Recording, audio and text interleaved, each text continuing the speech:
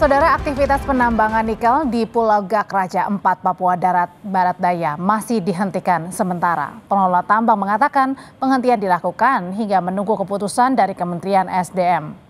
Petugas Quality Control PT Gak Nikel memastikan tidak ada aktivitas penambangan. PT Gak Nikel juga memastikan akan melakukan kajian ulang hingga penanaman pohon kembali di lokasi penambangan.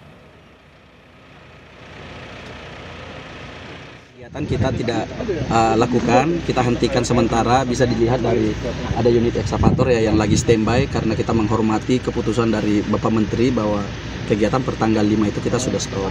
Nah, karena kegiatan kita stop sehingga tidak ada aktivitas yang di front saat ini.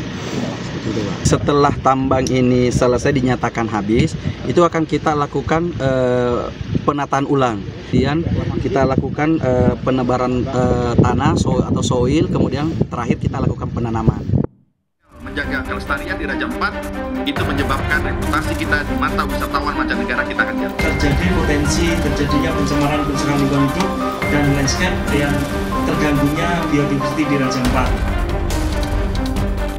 Meski potensi pencemaran lingkungan hidup dan landscape di Raja Ampat terpampang nyata, Menteri Lingkungan Hidup Hanif Nurrofiq justru mengklaim kegiatan tambang oleh PT Gak Nikel memenuhi kaedah lingkungan dan sudah memenuhi urusan teknis, termasuk izin usaha pertambangan untuk luas area tambang yang mencapai 6.000 hektar.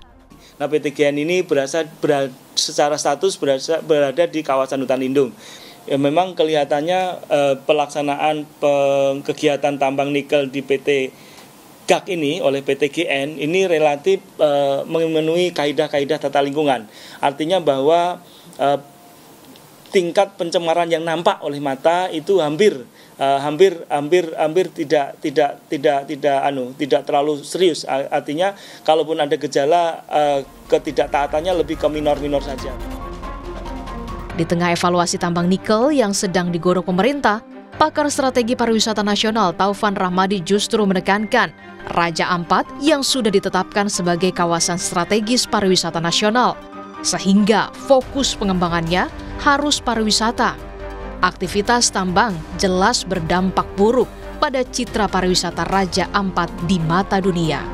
Once kita gagal menjaga kelestarian di Raja Ampat, itu menyebabkan reputasi kita di mata wisatawan mancanegara kita akan jatuh. Dengan diletakkannya Raja Ampat sebagai KSPN, itu artinya fokus pengembangan, fokus pembangunan itu berbicara tentang pariwisata.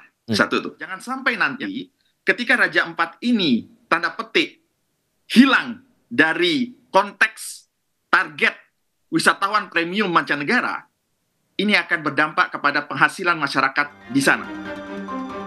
Komisi 12 DPR yang membidangi energi dan sumber daya mineral dan lingkungan hidup pun mendorong pemerintah harus fokus apa peruntukan kawasan Raja Ampat. Menurut saya harus dikaji dulu, harus dikaji dengan serius ya. Apakah sekarang ini dampaknya ke wisata itu akan sangat destruktif ya. Ya. Oke. Tapi kembali lagi sebetulnya persoalannya itu Mas. Persoalannya itu kita mau kembangkan sebagai apa daerah Raja Ampat itu. Kalau wisata ya sudah pertambangannya itu untuk sementara.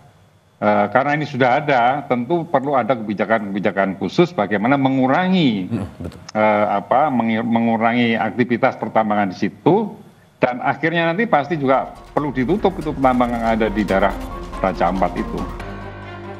Desakan untuk menghentikan tambang nikel di Raja Ampat, Papua Barat Daya masih ramai disuarakan.